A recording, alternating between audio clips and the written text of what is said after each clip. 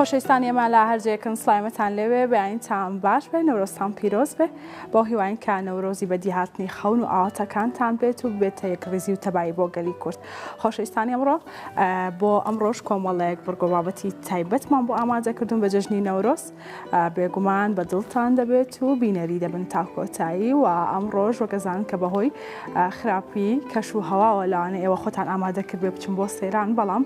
ئەبینین کە بارانێکی زۆر دەبارێت بێگومان باران ڕەحمەتە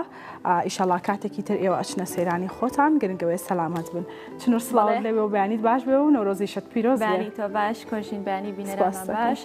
جەژنی نەورۆز لە تۆ لە تەواوی بینەرانمان و لە تاک بە تاکی کورد لە هەر شوێنێکی دنیا بن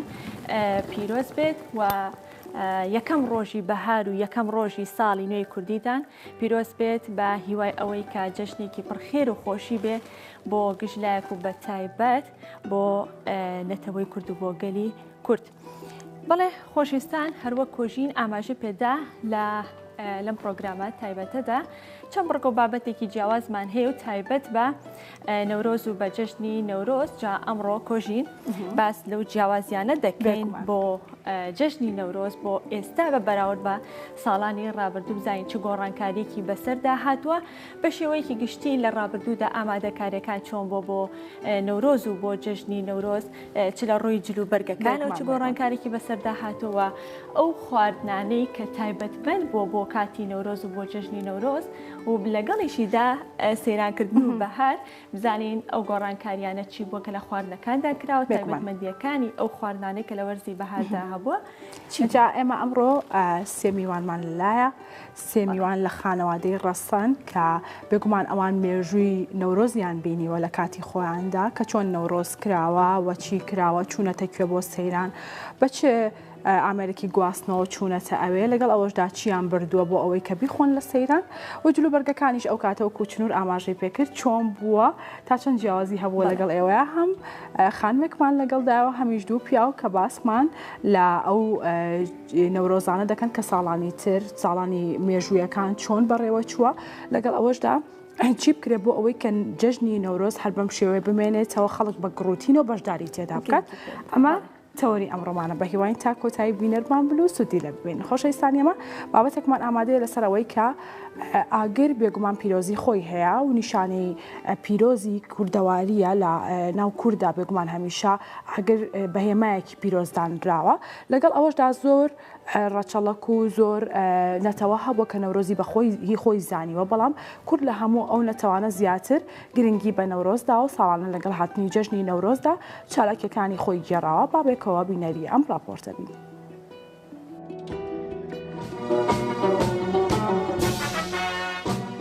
سەرڕایەوەی کە لە هەندێ لە ئەفسانە کۆنەکاندا باس لەوە دەکرێت کە ئەو ڕۆژەی مرۆڤ بۆ یەکەم جار ئاگری تێدا دۆزیوەتەوە ئەو ڕۆژەی وەک ڕۆژێکی پیرۆز سیر کردووە. بەڵام باگشتی ئاگر لە باوەڕی کۆنی کوردەواری خۆماندا هێمایەکی لە مێژینێ هەیە کەس نکۆڵی لەوە ناکات کە بەر لە هاتنی ئاینی ئیسلام کورد زەردەشتی بووە و ئاگرپەرست نەبوون بەڵکو ئاگر بەلایەنەوە وەک هێمایەکی پیرۆز پارێزراوە.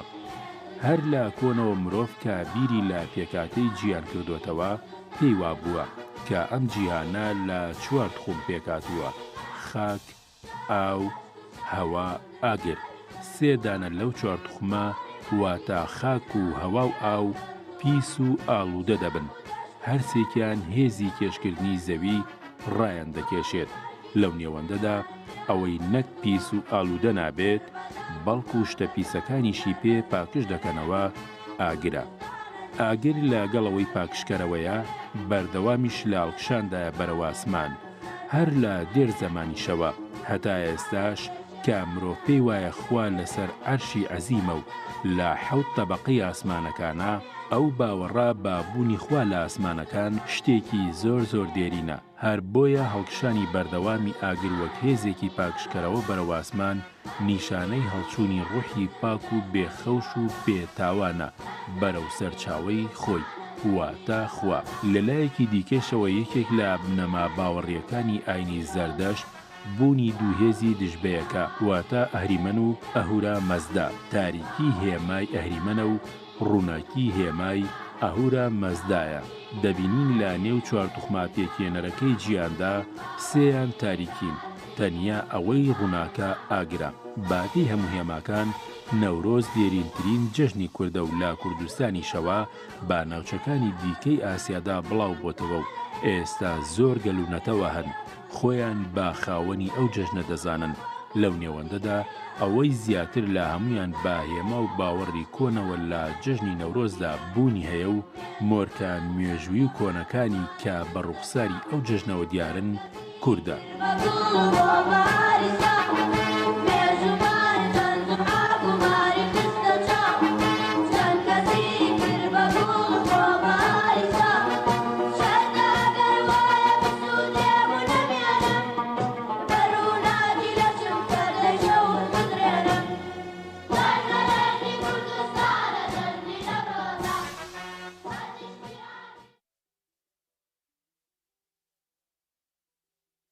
بەڵێ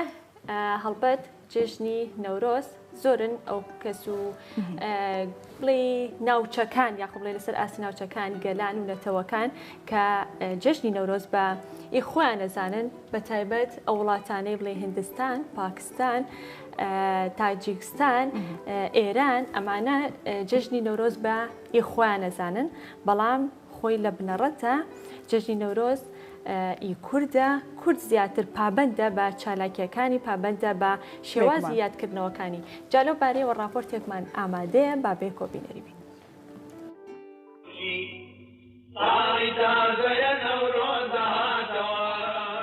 جەژنی نەورۆز پێشینەیەکی دوور و درێژی هەیە و کۆنترین جەژنی مرۆڤە لەسەر زەوی. باپی ئەو لێکۆڵینەوانەی لەو بارەدا کراون کۆنترین مرۆڤەکانی سەرگۆی زەوی ئەو کاتێک کە لە شکەوتەکاندا ژیاون ڕۆژی یەکەمی بەهاریان کردووە بە جەژن. مامۆستا هێمنموکریانی جەژنی نەورۆز دەباتەوە سەردەمی ئاژەڵداری کورد و با تایبەتی پێی وایە ئەو ڕۆژە ڕۆژی مەڕزایینە لەو سۆنگۆیەوە کە مەڕداری کورد ڕانەمەڕەکەی لەو ڕۆژەدا دەزێ بۆیە ڕۆژەکەی کردوتە جەژن. هێمنی شاعیر زیاتر لەسەر ئەم باسە ئەوە سێت وەڵێت لە مێژووی جەژنی ئاری نەژادەکاندا جەژنێکی شەیە بە ناوی جەژنی میهرەگان. ئەو جەژنای یەکەم ڕۆژی پاییز بووە. مەڕدار لەو ڕۆژەدا بەرانیان لە مێگەل بەرداوە واتە ئەو ڕۆژە ڕۆژی بەرانگرتنی مەڕ بووە.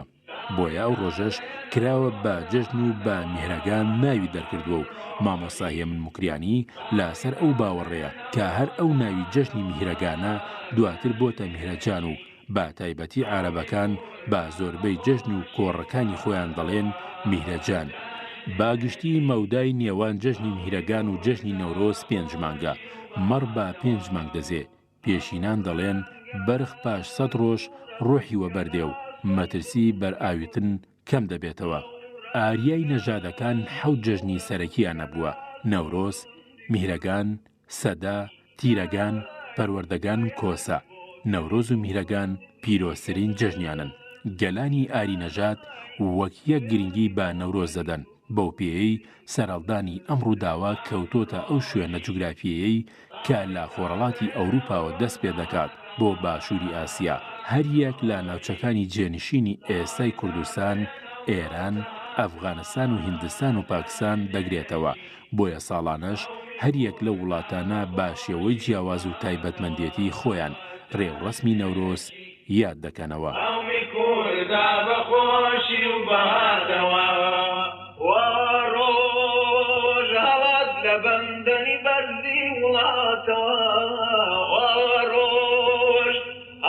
لبندنی برزی ولاتوا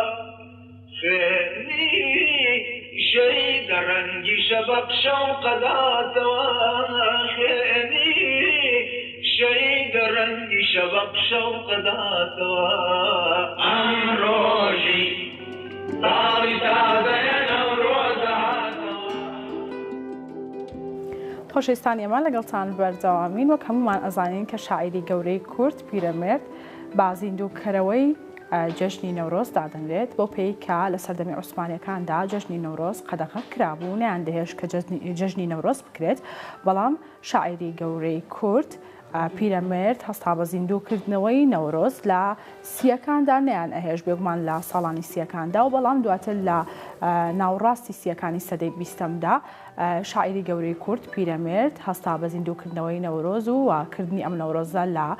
گردی مامەیارە بێگومان ئەو کاتە جەژنی نەورۆز و چالاکیەکان لە گردی مامەیارە دەکران ساڵ لە دوای ساڵ بڵێن گیانی دەکردەوە بە جەژنی نەورۆزدا و وای دەکرد زیاتر زیندوو بمێنێت تا کاتی مردنی بابەتێکمان لەم بارەیەوە ئامادەیە بابێکەوە بینەری پیرەمێرد بە زیندووکردنەوەی جەژنی نەورۆز دادەنرێت چونکە بە درێژایی ماوەی دەسەڵاتی عوسمانیەکان لە نێوان ساڵانی 1299 بۆ ساڵی 1924 زاینی یادکردنەوەی ئەم جەژنە قەدەغە بووە لە دوای نەمانی عوسمانیەکان ئەم یادەش تا ساڵانی 1930 نەدەکرایەوە هەر بۆیە پیرەمێرد لە ناوڕاستی سیەکانی سەدەی بیستەمدا کە لە تورکیاوە دەگەڕێتەوە سلێمانی یەکەم کەس لە شاری سلێمانی ئاگری نەورۆزی کردەوە و لە گردی مامەیارە ساڵ لە دوای ساڵ تا مردنی بەرگی تازە بە بەرچۆنێتی یادکردنەوەکەدا کرد و لەو پێناوەشدا تووشی چەندین توانج و ئازاری دەرونی دەبێتەوە چونکە زۆرێک دژی دەوەستنەوە و بە شێوەیەک بە ئاگرپەرست ناوی دەبن بەڵام پیرەمێرد لە وەڵامی ئەو کەسانەدا دەڵێت با گڕی ئاگر ڕێی ئایندەی قەومەکەی خۆم ڕووناک دەکەمەوە عادەتێکی باو باپیرمە پەیڕەوی ئەوان دەکەمەوە بەڵام مامۆستا سوجادی پشتگیری لە پیرەمێرد دەکات و دەڵێت ڕۆژی نەورۆز جەژنی قەومی کوردستانە اینجا عەجەبە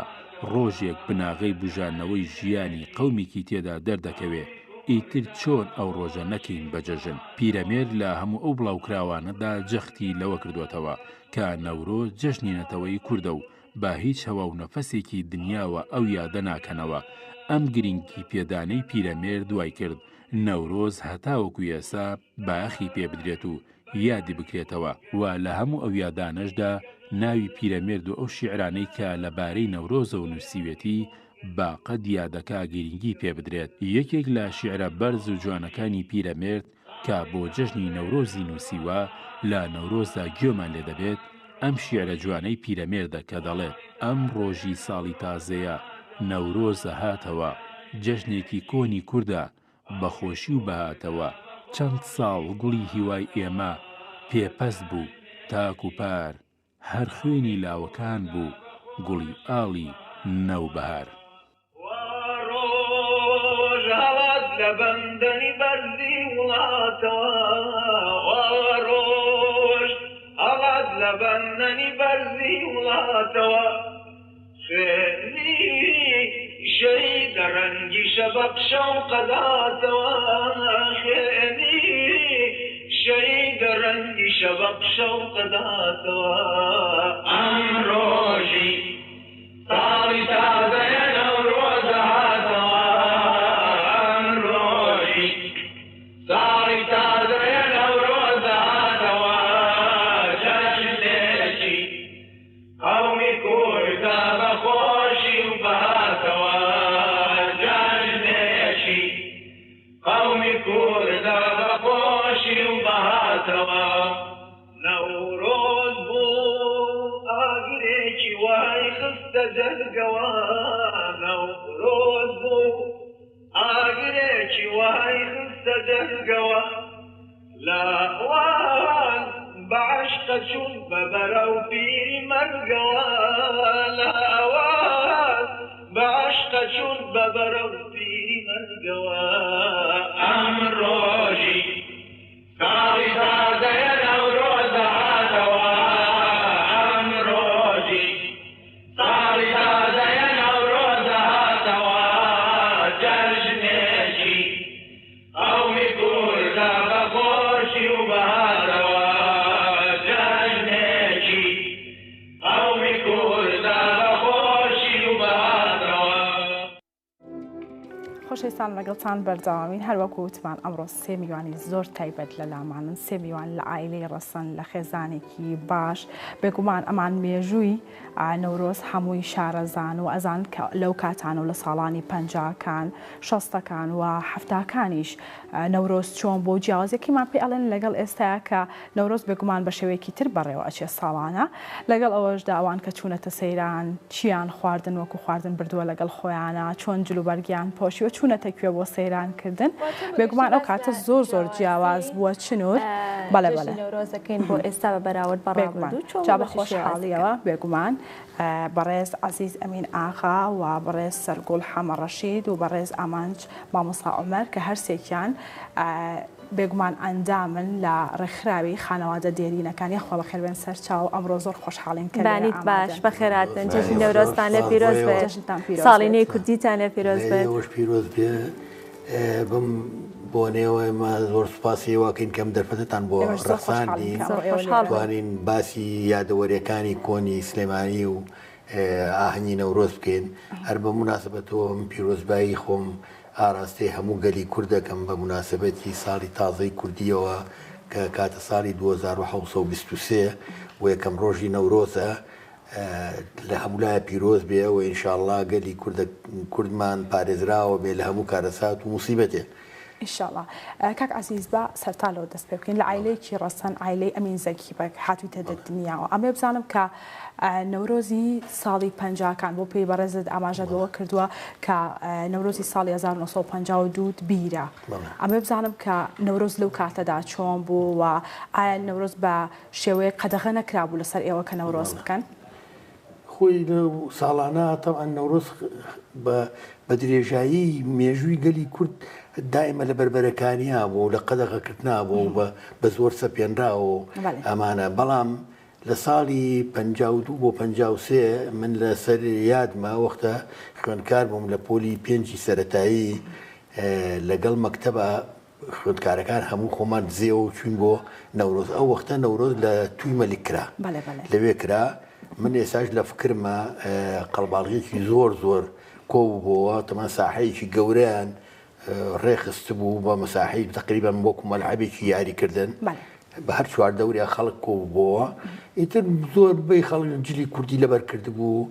زۆر کەس عایلە هاتبوون خواردن و خواردەمەنی خۆیان لەکە خۆیان هێنا بوو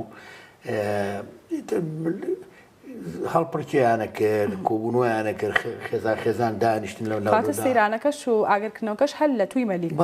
هەل لەوێیان زۆر باش وەختە خۆ دەزانی سیارەوشی زۆر کەم بوو خەڵک کەمترە چۆ دەرەوە بۆ وەکو ئێستا بچێ بۆ قەشخۆڵی و بۆ سەیرانگاکان و ئەمانە مجموعەیەکی کەم 15 سیارەیەکە بۆ لە سلێمانیا ئەوانە کەم بوو ئەوەی کە ئەچۆ دەریشەوە بۆ خانەوادەکانی سلێمانیا بۆ گردی مامەیارەیە چوویا بۆ کاریبا چوویا بۆم شوێن نزیکانە بە عارەبانە زیاترە چون عارەبانەی دووەسپی هەبوو پێچوون بمانە ئیتر ئەو کۆبوونەوەیە کە ئەکرا تەمە سەرپەرشتیانە کرد شاعیرەکان هونەرمەندەکان هەموو بەشداریان تیا کرد لە هونەرمەندە ناسراوەکانی ئەو زەمانە خوا لێ خۆش بوو مامۆستا هونەرمەندی گەورەی کۆچ کرد و حەمە ساڵح دیلان گۆرانی نەورۆزەکەی شێعرەکەی پیرەمێردی ئەوە هەروەها کۆچ کرد و خوا لێ خۆش بێ قاری حاجی حەسەن حاجی حسین ئەو گوڵی سەربەستیە وت کەواتە توانین بڵێن ئەمە کەسایەتی دیارەکان بوو کاتە گرنگیان بە جەژنی نەورۆزداوە بەڵێ هەروەها خوا لێ خۆش بوو ڕەشۆلی ڕەحمەتی ئەویش دەنگی خۆش بوو گۆرانیە وت کامەران مکری شعری خوێنەوە کاکە فەلاح شعری خوێنەوە جاربەجار وتاری سیاسیان تیا ئەوت ئیتر بەم شێوەیە بوو جاری وا هەوو ڕاوەندران لەلایەن ئەمنەکانەوە لەلایەن بێگومانم ئامادەکاریکیشی زۆری ویستوە پێشەوەی کە نەورۆز دەست پێ بکات ئیتر ئەمانە لەو ساڵان لەو ساڵی 50کانەوە بوو هەتا کۆنە ساڵی 59 یعنی ئەکرا و ناکرا ڕایانە کرد و ناکرد جاری وا هەبوو لە سلێمانیا لە پێش نەورۆز بە 2-3 ڕۆژ لاوەکان ئەچون چی تایە هەبوو لە لای پەنچەرچەکان لە منتیقەی سناحیەکان ئەمانیان کۆ کردەوە لە کۆڵانەکانە لە سەرجادەکان لەسەر شاخی گۆیشە ئەزمەر ئەمانە ئەیان کردەوە تەمان بێ موافقەتی حکوومەت نێهێشت ئەمان بەجێوەیان کردەوە. چۆن ئاگاداری یەکتریەکران کاک عەزیزە و کاتەبووی کە ئەم چالاکیانە لە فلانە شوێنە ئەنجام بدرێت؟ تەمان ڕێخستنی هەرە وەختە ڕێخستنی پارتی و شوعیە بوو ئەو دوانە هەبوو ئەو دوانش زیاتر هینەکانی خۆیان هاانیان هەیە و خەڵکیش لە ڕۆحیەتی قومێتی خۆی ینی بەڕاستی تاکە جژنێک کە کورد لەو زمانە بربەستیە کە هەڵسیە کرد بەرامبەر بە حکوومەت هەر نەورۆزەکە بوو یعنی تەحەدایانە کرد حکوومەت نەهێشت ئەمان بە زۆریان کرد ینی بەو شێوەیە ئێتە تایانە سووتانەمان هەتا ساڵی 59 دوای 58 کەیتر کە کلابەکەی عەبدولکەریم قاسم بوو بڵێن شۆڕشی 14 تەمووز لە ساڵی 59 نەورۆز کرایەوە. باشە کاک عەزیز با بچینە لای خاتە سەرگوڵش دواتر لە ساڵی 59 لای بەڕێزستانی جەژن لەو کاتەوەنە چۆن دەستی پێکردەوە. خاتە سەرگوڵ بەڕێستان هەڵبەت شاعیر پیرەمێردی گەورە ناوی بەڕێستانی ناوە پێشووی کە بچینە سەر جیاوازی بەراوردەکە پێمان خۆشە باسێک لەو نەونانە بکەین کە چۆن بوو کە بەڕێستیان ناونا سەرگوڵ و چۆن بوو کە پیرەمێرد ناوینە. باش تێنەگەشتم ناونانەکەت کە پێشەوەی کە بەرنامەکە دەست پێ بکەن هەڵە باسیەوەکە کاگامان جوتی کە پیرەمێردی شاعیر ناویت ناونانەکەت چۆن بوو؟ بڵێ خۆی لە سابوونکەران بوو هینەکەی چاپخانەکەی پیرەمێرد بە ڕەحمەت بێیاخوا ئەنجا زۆربەی جار باپیریشم و لەگەڵ باوکم دایمەن دەچونجا بۆ نەورۆزیش دایمەن خەڵکیان ئاگادارە کردو ئەو ساکاچون بۆ کارێزی وەستا شەریف خەڵکیان حازرە کردو اینجا طبعاً پێش ئەوە خەبەریان کردو کە بۆچی یعنی دیار نەبوون بێن بە باوکمی وتبوو بە ڕەحمەت بێ وتی وەڵایی کچێکمان بووە حەزی دەکەم نای بنێن چی کوتوی نای بنێن سەرگوڵ لەبەرەوەی بژانەوەی گوڵ و گوڵزار و شت و ئەوانە ناوێکی تەواو خۆشی لە خۆی هاتووە ناوەکەم بژین بە قوربان ئەیتر ئەوە بوو بەو شێوەیە بەڵام پیرەمێرد بە نسبەت ئێمەوانەیە زۆر شتێکی مقەدەسە هەر مقەدەسە یعنی نازانم منەگەر بمایە تا ئێوارە پاسەوانی بەردەرگاکەیە بووم ئێستا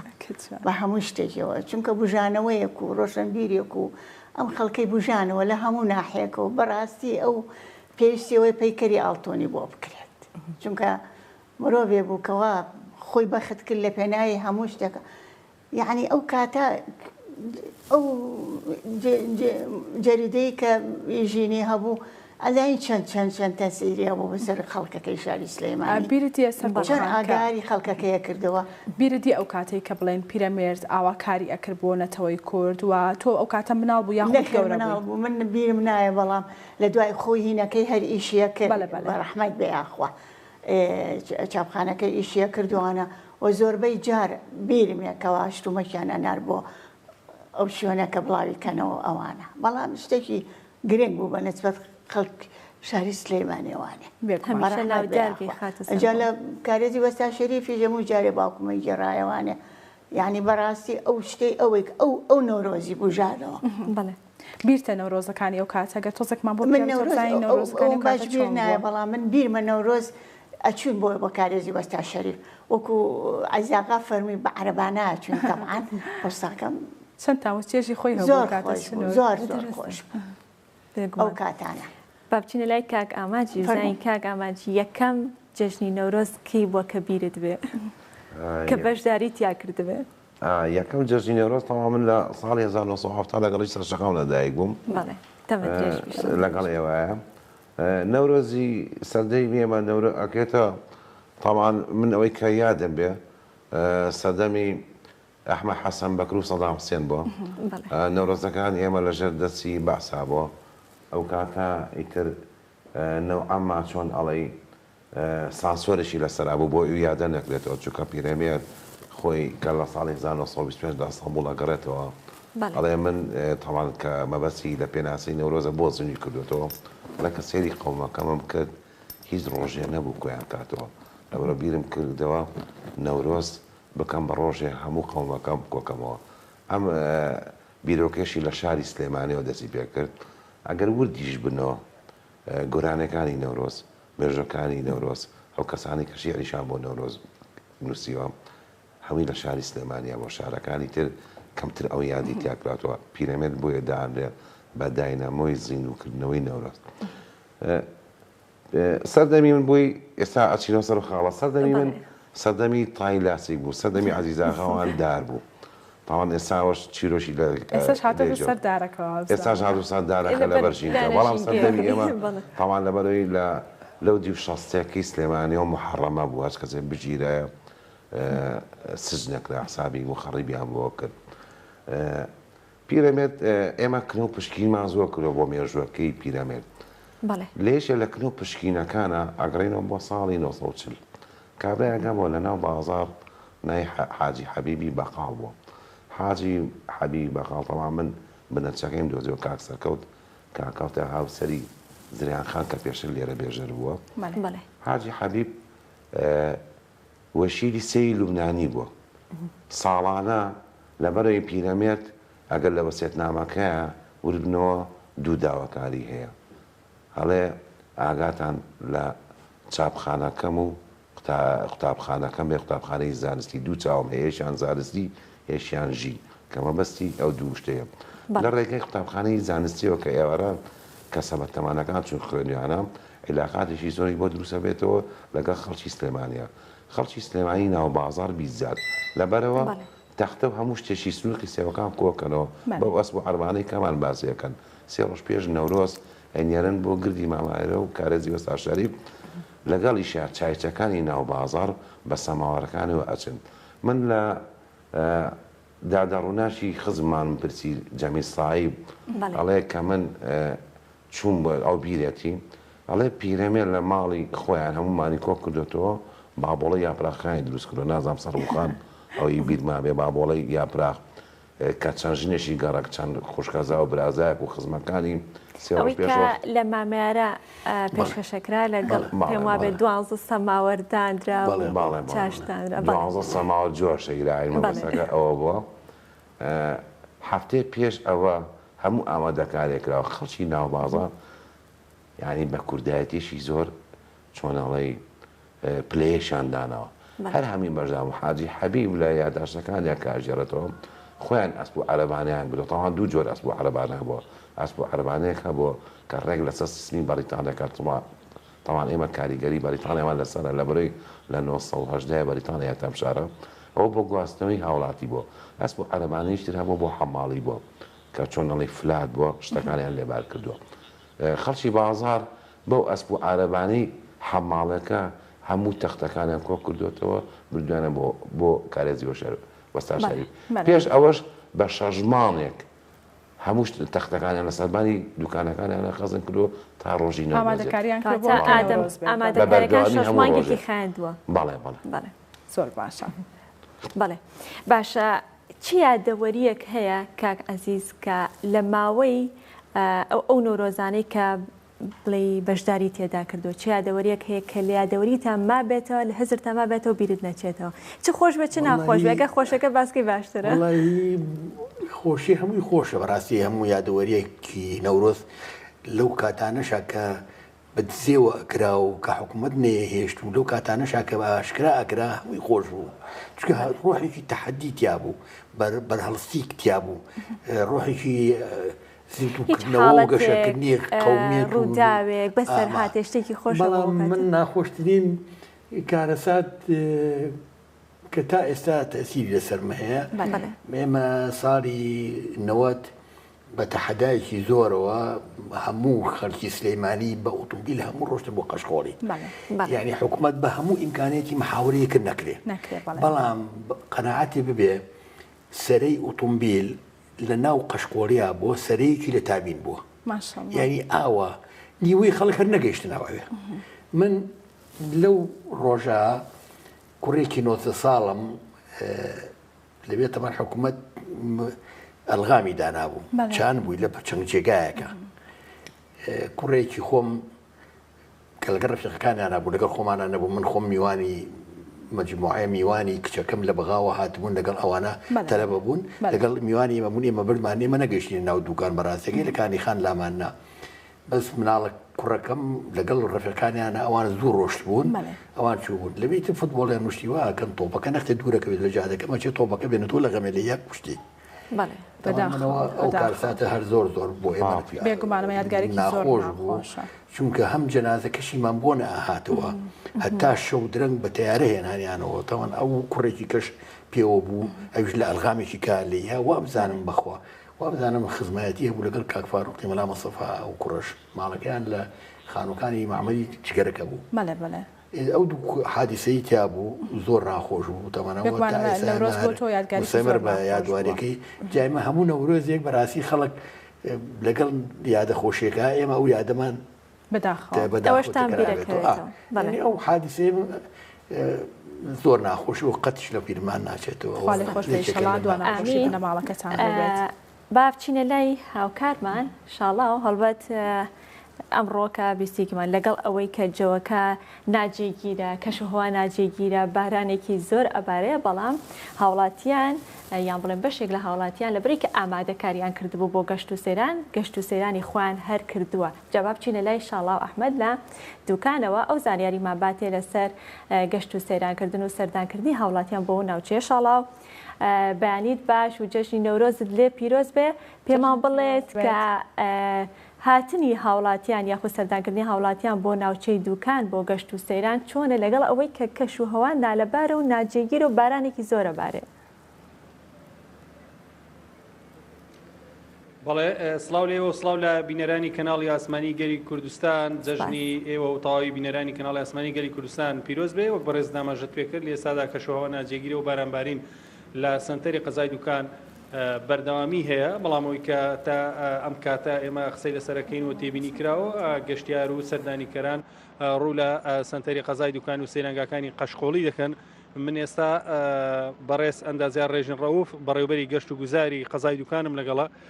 کاک ڕێژین بورە سڵاو لێبێ و ئەم کاتت باش بە تەڕنەوی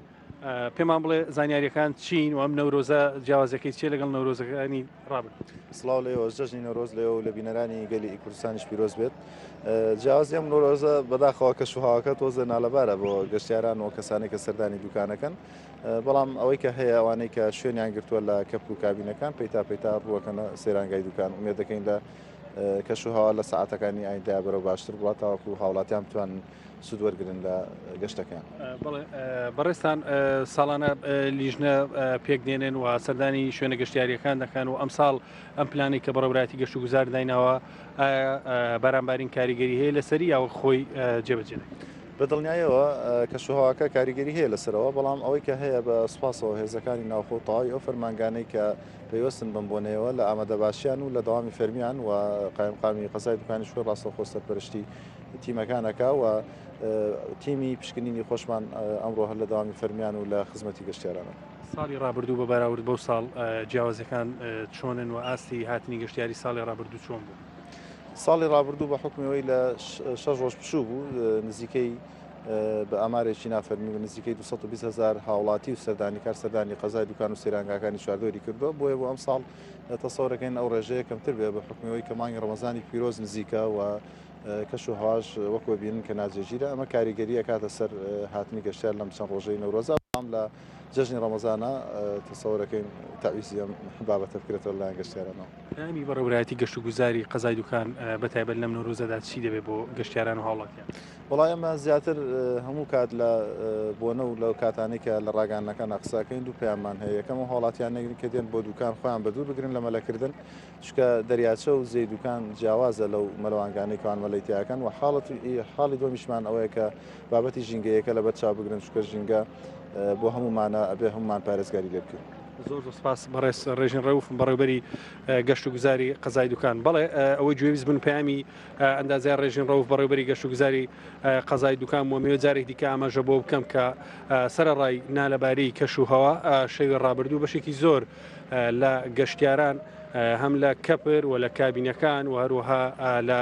نزیک بەڕێوەبەراتی گەشت و گوزاری دوکان کە ناو سنۆبەرەکان یاخود بە غاباتی دوکان ناوبانگی هەیە خەڵکێکی زۆر سەرڕای ئەو بارانبارینەش خێمەی هەڵداوە لە دەرەوە ماوەتەوە و پێشوازی لە یەکەم ڕۆژی نەورۆز دەکەن ئەم هەوێ ئاماژە بۆ ئەوە بکەم کە لە ئێستادا ئەو پلانێکی ئیدارەی قەزای دوکان ساڵانە دایانێت بۆ پێشوازیکردنی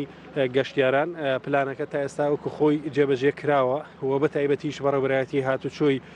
دوکان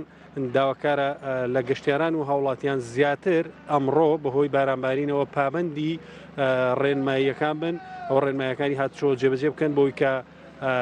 باڵێن دوور بن لە ڕووداوی نەخوازرا و بتوانن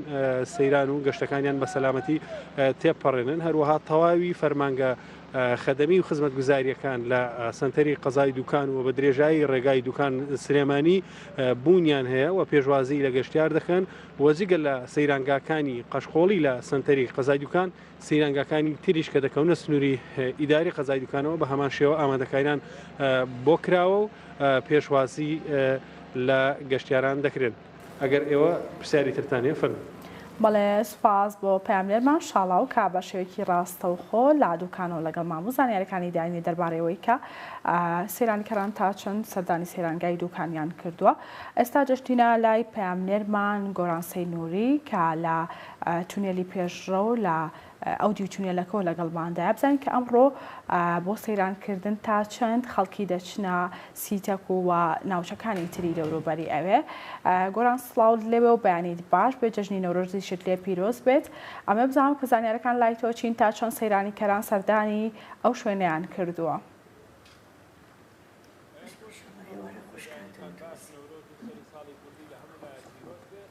من پارساڵ پێرە ساڵانی پێشوش لەم کاتەیە لە بەردەم تونێلی پێشڕۆ بووم هەمیشە هەواڵ و زانیاری و دیمەنی سەردانیکردنی گەشتیاران و هاوڵاتیانی شاری سلێمانی و کەسانی خۆجێ و خانەخۆمان دەگواستەوە بەڵام ئەوەی کە تێبینی دەکراوە ئەمڕۆ ئەوەی تەنها پرسیارم کرێسا لەلای و بازگەی بەردەم تونێلەکەەوە سابووم چەند هاوڵاتیەکمە بینی لە ئۆتۆمبیلە پرسیارەوەمانە کرد کە ئەمانە بۆ چۆ دەچن ئەوەیان دەوت تەنها و هاوڵاتیانە ئەمڕۆ دەردەچن تا ئێستا چونکە ئەوەی کە دەبیندرێت لە پشتی منەوە دیمەنەکان زۆر ئێمە لێرەین جە و زۆر ساردە پلەکانی گەرما بە تایبەتی دیوی شارباژێر زۆر نزم بۆتەوە کەشێکی زۆر ساردیەیە ئەو هاوڵاتیانە دەچنە دەرەوە تاکو ئەم دەقەیە ئەوەی کە باخیانەیە خان و ماڵیان هەیە لە دیوی شارباژێر یاخود سیتەک و هاوڵاتیانی کە نەیانتوانێت تاکو ێستا بێنە دەرەوە چونکە بۆی کەش و هەوای ناجێگیر و بارانی بەلێزمە و بەخۆر بۆیەوە چاوەڕوانیش دەکرێت بە پێی پێشبینیەکانی کەشەوە تاکوونی وەڕۆیەکی درەنگ بارانبارینوە بەردەوام بێت ئەگەر وا بێت ڕەنگە وەکو ساڵانی پێشووتر خەڵک نەتوانێت بەشداری لە ئەم ڕۆبکات لە گەشتی ئەم ڕۆدا بکات چونکەوا چاوەڕوانەکرا کە هاوڵاتیان ئەمڕۆ زیاتر لە نەورۆزەکانی تر لە ساڵەکانی تر بێنە دەرەوە چونکە ئەمە کۆتایی نەورۆز دەبێت بۆ ئەم چەند ساڵەکە ناکەوێتە ناو مانگی ڕەمەزانەوە ساڵەکانی دیکە نەورۆز دەکەوێتە ناو مانگی ڕەمەزان و خەڵکێکی زۆر خۆی بۆ ئامادە کردبوو کە ئەم ڕۆبێتە دەرەوە بەڵام ئەوەی کاتێبینی دەکرێت هاوڵاتیان وەکو پێویست نهاتوونەتە دەرەوە جادەوبان زۆر شۆڵن تەنها ئەو هاوڵاتیانە هاتوونەتە دەرەوە کە باخیانیان خانوویان ماڵیانەیە چونکە عێراق کەشوهەوای شارباژێر یاخود هەڵکەوتە ئێرەوایە کە نەکەپێک هەیە لێرە نە سێرانگایەکی وا هەیە تەنها مەگەر هاوڵاتیان چەند هاوڵاتیە گوشن بۆ کوونەماسی لەوێ کەپر هەیە سێرانگایە ئەگینا منطقی شارباژێر کەشەکەی وایە جەوەکە و سروشتەکەی وایە کە خەڵک زیاتر حەزی لە دەشت و دەرەک لەو کەژوکێوا کرد ئێستا کەش بێتە دەرەوە بارانە بۆ چۆ بچێت لەکوێ دانیشێت بۆیە هاوڵاتیان ناتوونەتە دەرەوە تەناو هاوڵاتیانن کەەوە هاتوونەتە دەرەوە کە باخیانیان خانوویانە یان ماڵیان هەیە ئەگینە هاوڵاتیانی چیان ناتوونەتە دەرەوە بەڵام بە پێی پێشبینیەکانی کەشوهەوا ئەوەیە کەتانی وەڕۆ بارانبارینی بەلێزمە بەردەوامە بێت دواتر لێکاتەوە ڕەنگە سەردانیکردنی هاوڵاتیان بۆ ناوچی شاخاوەکان بە تایبەتی بۆ دیوی شارباژێر کە ئێمە دواتر دەچین بۆ دیوی شارباژێر و لای سەیرانگای کوونەماسی ڕەنگە و کاتانە بێنە دەرەوە بەڵام تاکو ئێستا هاوڵاتیان وەکو پێویست ناتوونەتە دەرەوە چونکە بارانێکی زۆر لێرە دەبارێت وەکلەکانی گەرما زۆر نزم بۆتنەوە ئەم بە شێوەیەکی گشتی بەڵامەوەی کە من تێبینی و کرد گەشت و گوزاری سلێمانی لە ڕێگای بروشەر و دەلیلی ڕێبەری و گەشت و گوزاریەوە هاوڵاتیان ڕێنمایی دەکەن و پێیان دەڵێن ئەم شوێنانە هەیە بۆ سەیرانکردن و زەرفی نایلۆنیان دەدەنی ئەگەر بارانەکە لێ کردەوە و گەشت و سەیرانیان کرد بۆ خۆڵ و خاشاکی کە لە دوای خۆیان بەجێمێنێت بیکەنەوە بەڵام بۆی لە هەمووی گرنگترە کە کەشەوە و کەشناسیش پێشبینیەوەی کردو و هۆشداریشی داوە دەڵێن ئەو هاوڵاتیانی کە گەشت دەکەن ئەمڕۆ زیاتر لە قەراقچەم و ڕووبار و یاخوشی و دۆڵەکان نزیک نەبنەوە چونکە بارانی بەهار سیفاتی وایە لە پڕا باران دەبارێت و دەیکا بە لافا و یاخودەوە ئۆتۆمبیلانەی کەوا توانای دەرچوونیان نییە لە شوێنە قوڕەکاندا و شوێنە بەرزانە با نەچنە هەندێک شوێنەوە کە دواتر ئاسی بنیان گیر ببن دوای داوای بەهاناوە چون بکەن ئەگەر ئەوانە نەبێت لە قەراقی جادەکان بۆیە مۆک و خۆپارێزیەک من دەگەڕێمە لا ئێوە هەوڵ دەدەین لە گەشتەکانی تردا ئەگەر بارانەکە لێ کردەوە دیمەنی سەردانیکردنی هاوڵاتیانتان بۆ پیشان بین بەڵام تاکو ئێستا هاوڵاتیان بە شێوێک ناتونێتە دەرەوە تەنها کەسانە نەبێت کە باخ و ماڵ و خانویان هەیە لێرە. باس بۆ هاوکارمان گۆران سێنووری کە بە شێوەیەکی ڕاستەوخۆ لە سلێمانی و لەو دی و تونێلی پێشڕۆ و ناوچەی سیتەکۆ لەگەڵ ئێمەدام ئامادە بووی بۆ گواستنەوەی زانیاریەکان چێ سەبارەت بە کەشوهەوا چ سەبارەت بە ڕێژەی گەشتیاریان بۆ ناوچەی سیتەکە و ناوچەی شارباژ. دواتریش زانیاری ترمان ئەدەنێ پامنێرەکانمان ئەگەر هاتوو بارانەکە خۆشی کردو بێگومان هاوڵاتیانەچنە سەیرانیکردن زانیاریەکانمان بۆ ئەچینەوە لای میوانەکانمان بێگومان تەورەکە ئەوە بە چێژەونە بۆ خۆشی باسی نەورۆزی ساڵانی ڕابردووەکەن حەز ناکە یانی لیاندا بڕیت. سەرگوڵ خان ئێمە لای تۆ ئەمە باسێک لە خواردنمان بۆکەی بۆ پێی ڕێک دیارە کە دەستا و زۆر زۆر خۆشە خواردنی ئەو کاتانە یعنی کە بۆ نەورۆز ئامادە. بەڵێ ئەمە بزانام ئێوە چیتانە خوارە و کاتە چیتان لەگەڵ خۆتانە ئەبەر زیاتر چی بۆ ئەو خواردنانی کە ئێمە خۆی چونکە نەورۆز زۆر پیرۆز بوو بە نسبەت ئێمەوانێ هەموو بین باسی بڵین ماڵی خۆمان هەموو ئێوارەی نەورۆزانی کە بیست لەسەر بیستویەک وەکو جێژن شلەی شلە قاوەمە و لەگەڵ برنجی لێنەوە هەموو کەسوکار لە ماڵی خۆمان کۆ بوونەوە چکە خۆشم لەو ڕۆژە لەدایک بوو. تەمەەن درێژ جار پێشمان بڵێ خاتە سەر گۆشت لە قاورمە چی و چۆن دروستە ڕەنگەمە کەسێ نەزانێوانێ کاگازیز ئەموو جارێ ئیتر بۆ مناسەبە و ئەنجا دوایەوە خواردنەکانیش تقریبن یاپراق زۆر باو بوو یاپراق حازرەکە ئیتر بەپێی خۆی ئەو ماڵانە یاپراقی گەڵامە و یاسڵە گەڵامە و یانسڵە کامیان تایبەتمەندی زیاتر بۆ پێگەشت نازڵێ سڵق زۆر کەم هەر گەڵامەوە کار چۆنێ بۆ هەرێ پەیانەکەیانەوە ڕەمزێک ڕەمزی بەهار بوو ئەوانە ئەیتر هەر ماڵە بەپێی خۆی بەڵام ئێمە بەنسبەت گەڕەکەکانی جارانەوانێ ئەم شقامی سالم و ئەم هینە نەبوو بڵێن ئەم پیاسەوەشتۆ ئەوانە ئەم سەر وەم سەری کۆڵانەکەیانە گرت هەر لە گەڕەکەکە بڕوا بکە هەر لە عەسرەوانێ هەرچی ماڵەکانێ کورسیانەیە نایە ئەم بەروەمبەر ئێمە وامانەکرد من خۆم سەرۆکیان بووم وایانە کردووە ینی هەموو خواردنەکان ئەیان لێ کورسیان دانا ئەم لەو ئەو لەوانە ئاگرێکی جوانەکرا بەڵام هەر بەداری ژەمان کردەوە و چاشە لە بەریا لێنرا حتانی وەشە و گۆرانیەوە تراو هەڵاپارێژیە بۆ قەتعانەکرد ئەو جادێ ئەو ئەم سەرۆسەری بڵێن کۆڵانەکە هەی سەیرانەکەتان لەگەڕێکی خۆتان ناکردووە فەشداخرا کورسی دانرا ئەیتر ئەنوا خۆشکەڵ چالاکیە کرا لەو بەینا زۆر باشە جاخ من هەر نەمزانیش لە قاورمەکە چۆن دروستەکرێت هاتە سەرگڵاز نایەنمە تا پێمان نەڵی چۆن دروستەکرێت لە قاورمە چۆن دروستەکرێت چییە؟ هەرێکە بنەوەیە هەیە قەیسە کۆنەکان بڵێن کە تۆزیە وشکەی کەنە ئەو ئەوە ئەکرێ لەگەڵ گۆشتێکی جوان و هەیە با موکشمیشی تێکات و بەڵام کەم دۆشاوی تێکرێ هەر بەتام و لەزەتی خۆی ئێستا بەم قەیسێ خڕە خۆشەکان ئەوەش خۆشە ئەوەش ناکرێتە ئەو ڕەمزی جەژنی لێ هاتووە جێژنمان گرنگترین جێژنمان هەر نەورۆز بووە هەر نەورۆز بوو من هەموو جارە لە جامیعەوانێ دوو پاسم لە جامیعەوە نایەوانێ بۆ ماڵی خۆمان میوان بوون بۆ نەورۆز زۆرش بۆ خۆی زۆربوونەوەیکی خۆش بۆ و یادەوەرێکی خۆشیە کاگامان خاتە سەرگوڵ ئاماشەی بۆ داکاڵێ ئەو کات ئێمە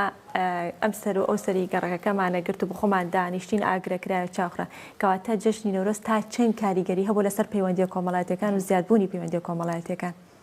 ئەگەر تۆ ئەو جیاوازیە یعنی لە ڕابردوو ئێستاە جیاوازەکان دۆزیتەوە ئەگەرەوە بۆچی ئامێری پەیوەندیکردن نەبوو تۆڕە کۆمەڵایەتەکان نەبوو لەبەرەوە هەموو شتێک لە چۆنەڵی لە جوغرافایشی محەدەتە قوڵ بۆتەوە لەبەرەوە لەو کاتەشە نرخی ئازادی و ڕێزگەتن لە ڕۆژی نەورۆز وای لێ کردو کە هەموو خانەوادەکان بێک و تەباکە عەزیزاخە لەوانەیە لە من شارەزاتر بێت لەو مێژوویە من بیرمێ ساڵی 1964 کە مێژوویی کۆن نییە ئامۆزایشی باوکمان دازیار بوو لە ژووری عەداما بوو لە ڕێخستنەکانی کۆمەڵایە بوو ئێمە تاقیکردنەوە قوتابخانەمان نەبوو تەسەوڕەکەی دراوسەکەمان نانێشی ماڵی پورەکانی دایکم لە ماڵی ئەوانە بێ پێنج ڕۆژماینەوە خزمەتیان کردین و خواردنیان بۆ لێنای دراوسێ ئێستا تەسەوڕەکەم هیچ دراوسێ نەتوانێت سێم ناو پێنج ڕۆژ بەخێ بکات ئێستا پەیوەندی کۆمەڵاتەکان جاران ئەگە قاپە خواردنێ هەبووە دراوسێ کاس دراوسێ هەبووە ئێستا ئەوەش نەماوە بەڵێ کاس دراوسێتی تیا بوو بەڵێ وایە لەبەرەوە پەیوەندیەکان ئەو کاتە زۆر تون و تۆڵ بووە لەبەرەوەی ژمارەی دانیشتوانی ژەونە نەبووە سەرقاڵەکانیش ئەوەنە زۆر نەبووە سۆشیال میدیاش نەبووە ئامێری ینی عەزیزاکە لەوانێ بزانێ من لە هەموو ژیانمە لە سەعات دەی بەیانیا تەلەڤیزۆنم نەبینیوە لە دوان نەبینێت تەلەڤیزۆن لە ساعت 6 بۆ 12 شەو 6 ساعت بەخشیە کرد لەبەرەوە هەموو شتێک قوڵ بۆ لە پەیوەندی کۆمەڵایەتی تاوان دراوسەی جارانیش زۆر جیاوازتر بوو لەمەی ئێستا چونکە ئێستا سەرقاڵاکەوای لێ کردووە کە ناپەژێت لەسەر تۆ بەڵام جاران چەندین ڕۆژ ئێمە دراوسەکانمان نەبینین لە دەرەوە لەبەرەوەی کە پەیوەندی کۆمەڵاتیەکان هێندە کاڵبووەتەوە بەداخەوە بەڵام گرنگە هەر بمێنێت هەندێک جار بۆ تەنس قسەیەکەکان لە ئەندامانی خێزانەکە یەکتری نابێنن یا لەسەر سفرە لە کاتی ناخواردنە ئەگەر کۆ ببنەوە سنوخان ئێمە لەسەر شەقا بووین مەسا قزمەکەمان کەلێمە گەورەتر بوون مەسەڵەن هاتنە سەرەوەی کەژن بێنن کچی دراوسیان بۆ نایەن ئەیەوە خوشک بوو ئاغا لەوانەیە لەگەڕە شێخان گەورە بێتن ئەویش لەو گەڕەکەوەم یعنی کوڕی کۆمەڵاتەکان زۆر بە ناوازە ینی ئەگەر یەکێک گێنابێتی زۆرینەوە بۆ ئێوانە هەمووی خۆشت من شیرمان خاڵ لە بێکەوە خاتە سەرگڵ بەسەر هاتی سەرژەکە من ئاسۆی کوڕم دراوسی زۆر باشمانە بوو کتم ڕۆڵە بۆچی فڵان کەس زانێ وتی هەموو دراوسەکان من خوشکمە کاک عزیز هەر سەرتا و پێش دەستکردنی بەرنامەکە باسمان لەوە کرد ماشەڵڵا چاوەکان ئەبرێقێتەوە چاوەکان شینی جوان ئەنجا بێگومان لەگەڵ ئەوەشی کە بە گەنجی جلی کوردی لەبەر کردو ئێستاش زۆر لێت هاتووە ئەمە بزانم کە ئەو کاتە چیتان لەبەرکرەوە کۆ جلۆبارێک تا چەند جیاواز بووە لەگەڵ جلۆبەرکی ئێستا وڵا ئەو وەختە زۆربەی وەخت ینی بۆ نانە گەنجەکان و ئەوەی کوار باڵای هەبووە و پیاوەکان یا شاوەمراخانیان لەبەر کردووە یا شاڵستارخانی بووە یا ڕانکوچۆغە بووە ئەمانەیان لە بۆ بۆنانە لەبەر کردووە بەڵام مناڵوشت زیاتر بەخوا دیزاشەیەکیان بۆ کردین بامانەزانێت دنیا بەچەند جەژن جارێک بەچەند جەژن جارێک وەڵام بە جێژ ناو جێژن دیزاژێکیان بۆ کردین یا پانتۆڵوکراسێکیان بۆ کردین بەڵام بۆ گەورەکان تەمان هەوان هەمووی شاوەستارخانی و ینی پیاوی هینیتیا بۆ لە سلێمانیا کاوسەڵتەی لەبەر کردووە عەباییاوە بەشانیا وەکو عەبای عەرەبی نییە ئەو پیاوە ناسراوەکان زۆربیان ئەوانیان لەبەرە کرد ستارخانی و مرادخانی چ جیاوازێکی ستارخانی مراخانی هەبوو ناوار پێم وابێ لە ئەسا دوو بران درستە کاک ئاماژ معلوماتی باشی لە دەهاتینە لای ئەویش وەڵی من بۆ هینەکەی نازانم برابوون یا برانە بوون بەڵام خۆی ستارخانی بە بێبەرە وەکو چاکەت ئەدورێ و قۆبچەی زۆری پێوەیە مراخانی هەیە لۆکەیان تێکرد ناوەکەی بۆی گەرم دووقات لۆکەیان تێکرد و ئەچنی مراخانیش هەبوو بە بێ لۆکە هەر ئەوە فەرقەکان ئەوە بوو تقریبا مراخانێکە هەر عین ڕانکوچۆغە بوو بەڵام دوو ڕیز قۆبچە قەنەواچیان تێکرد ئەوە شاڵ لە بەرەکرا بۆ کات یاخود سارد بوو جوەکە تۆزێ ساردا لەو بۆنانە بۆ یەک ڕۆژ بەز ڕانکوچۆغەکە نەختە سارد بوو هینا مراخانی ستارخانەکە گەرم بوو ئەتیادی زستانانە بوو لەبەریانەکە بەڵێ جوابچینە لای کاگامان چۆن معلوماتی باشی لایە لەسەر ڕانکوچۆغە لەسەر ستارخانی مرادخانی جیاوازیەکانیان خوازە سەر کامیان زیاتر بووە یەک گوزەری خێراکەین بەسەر مێژووی جلوبەر 20 جار لە شاری سلێمانیا ساڵی 1940 ملبەلانەی بینی ئەحمەد پاشا و محموود پاشای بابان کوڵە بێتەوە کاتێ لەسەر باڵی سەفەی عوسمانی لە 1950 ئیماراتی بابان ئاڕوخێ عوسمانیەت عوسمانی کە لەگەڵ خۆیایەت کولتوری جلو بەرجی سلێمانی جاگۆڕێ ئەو کەواوسەڵتەی کە عەزیزاغا باسیەکە تا ئێساش لە یازار لە ناوچەی کفری و کەرکوشی کۆناماوە ئەو جلو بەرگە لەبەرەوە عوسمانی کەیەت کەوا ساڵتا لەگەڵ خۆیان کولتورەکەی بڵاو ئەبێتەوە ئەگە سەی جلوبەرجی ئەو ساڵانەی شاری سلێمانیەکەی لەگەڵ وێنەکانی سەردەمی کوردەکانی تورک و عوسمانیە هەمان جلوبەرگن لە هەمووشان باڵاوباتر بەرگدورەکان حاجی محەمەی سەڵتە بوو کە لای بازاڕی ئەسحاب ئەسپیەوە یێنە سەر طبعا لەگەڵ ئەوەشا کە فیشتر هەبوو لەقەبیشتر هەیە لە سلێمانی ناوی ئەفەندیە زۆر عایلە ئەم ئەفەندیە ئەو مەئمورانە ئەگرێتەوە کە لە سەردەمی عوسمانی و لە سەردەمی بابانەکان ئیشان کردو پانتۆڵ و چاکەت و تەڕبوشیان لەسەر کردو لە سەردەمی عوسمانی تەڕبوش بەڵێ ئەوەی تەڕبوش چۆن دەڵی کولتورێکی تورکی بووە ئەگەسی وێنەکانی پیرەمێردکەی لە یەک وێنەیە تەڕبوشی لەسەرە دوای کە عوسمانی تاوان ئەو وێنەی هیچ سەردەمی حکومی عوسمانیە کاگەڕێتەوە ئیترە بە سیدارەکە لەسەرەکە سیدارەکە ئەگرێتەوە بۆ سەردەمی کاتەزانێتی کە هی تورکمانە سەردەمی مەلیشیە سیدارە زیاتر سەردەمی مەلیشیە مەلی غازیە مراد خانی و ستارخانی مێژوەکەی چۆنە دوو برابوون بەرەک درو بوون بەڵام کوڕی کەریم خانی دزلی نەبوون کەریم خانی دزلی لە ئێرانە لە کورسانی ڕۆژهەڵاتە کوڕەکەی ژنەهێنێت لەگەڵ ژنهێنانەکە پێشبڕچیەکەکە بۆ بەرەک دوورەکان کە جۆرە شێوازی جلوبەرژی تازە دابێنن لەبەر ئەوە مراد خان ئەو شێوازەی خۆی ئەدورێت کە عینەن ئەم ڕانکوچۆخی وایە بەڵاو ئەمەی گیرفانە لایەکی ڕقا ستاری برای ئەینە جلوبەرگەکە بەڵام ئەمە ئێخەیە تازە کەریشتیاکە هەردووشیشان دیزاینەرەکانی ئێستا بەڵێ بەراوی خەڵاتەکە ئەبن لەو ئاهەنگەیە کەریم خان تەمانەوە خۆیان نازنای خانیان پێوەنەوە لەبەر ئەوە ئاهەنگە لە ماڵی کەریم خانی دزڵیا بوو لەبەرەوە کەریم خان هەڵە جلوبەرەکە بە ناوی ئێوە بڵاو ئەکەینەوە ناوی ئەنێن مراد خان و بەڵێ تا ئێساش ماوە تا ئێساش لە سلێمانیە زۆر باوە خەڵکی سلێمانیش حەزی لە مرادخانیە بەڵام کە ستارخانی زۆر بڵاونێ و ینی ئەگەڕێتەوە بۆ ئەوەی کە دوورینەکەی زۆر قورسە نرخی دوورینەکەشی زۆر گرانە چونکە کاتێ مرادخانی ئەوەی بە پیزانەرەکەی من ئێمە بداتوژنیاتمان کرد بۆ کەناڵشی عێراقی کە بەرنامەیان لەسەر جلی شاڵا کرد ئەم بە قاتی بە 6,000 ئەدورێن لە ئێستاە ستارخانی بە 150,000 دوورێت زۆر باش دەستەکانە خۆش بێت بچینە لای خاتە سەر بزانین جلوبەرگی خانمان بۆ ئەو کاتە چۆن بوو زیاتر چی لەبەر ئەکرا شێوازەکەی جا خۆشی جلوبەرگێکی کوردانی زۆر جوانی لەبەرایە زۆر قەیمان دیارە ئەمێ بزانم کە ئەو کاتە ئێوە چی جیان ئەو کاتانە ئیتر ئەوە وەکو پێم گوتیانی گرنگترین بۆ نەبوو بۆ گەلی کورد هەموو لە گەورەوە تا بچووک ئەوە جلی تازەمانە بووە چیش بوجلەکان هەمووی کوردی بوو تاوان مناڵەکانمان جلی کوردی بۆ کرد کچەکان جلی کوردی کوڕەکانیش وەکو ئەمەی کە عزیزاغا نازانم ستارخانی مرا بەو شێوەیە ڕانک و چۆخی پێڵێن ڕانکوچۆخیان بۆ کرا ئەوانە ئەنجا کچەکانیان ژنەکانیشمان هەر جاران بڵێن زۆر کۆن کەوای ناوار هەبوو بۆ ئەوەی سەرماکۆی ئێستا شت بڵین هێلک لەگەڵ کەوایە لەبەر یان سخمەی قۆڵار خۆی سخمەی قۆڵار زۆر جوانە ئەوە لەگەڵ لەبەریانە کردووانە جلەکان زۆر احتیاجی و جوان بوون بە هەموو شێوەیە ڕەنگا و ڕەنگ و ئەوانە بۆ پشتێن و ئەکسسوارات و بڵێ ملوانکە و ئەوجا بێجگەلەوە ئەوەی هەی وایە ئەنێ